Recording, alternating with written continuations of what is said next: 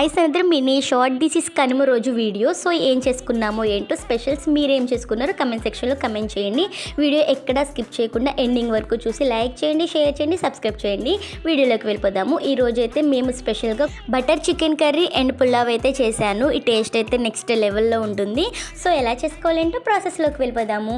Stove on చేసుకొని కళాయి పెట్టుకొని దాంట్లోనే కొంచెం ఆయిల్, బటర్ ఇది కూడా యాడ్ చేసేసుకొని ఆనియన్స్, పచ్చిమిర్చి గోల్డెన్ కలర్లోకి వచ్చే వరకు కూడా ఫ్రై చేసుకోండి. ఇవన్నీ గోల్డెన్ కలర్లోకి రావాలంటే కొంచెం హై ఫ్లేమ్లో పెట్టుకోండి, లేకపోతే మీడియం ఫ్లేమ్లోనైనా పెట్టుకోండి. టేస్ట్ చాలా బాగా వస్తుంది. సో దానిలోనే ginger garlic paste, tomatoes, curry leaves ఇవి కూడా వేసుకొని గోల్డెన్ కలర్లోకి వచ్చే వరకు కూడా ఫ్రై చేసుకోండి. నేనైతే పుదీనా, కొత్తిమీర ముందుగానే వేసుకుంటున్నాను అండ్ కర్రీ ఎండింగ్లో కూడా కొత్తిమీర వేసుకుంటానండి. టేస్ట్ చాలా బాగుంటుంది, ఆ ఫ్లేవర్ కూడా చాలా బాగా వస్తుంది. సో ఇలా ట్రై చేయండి.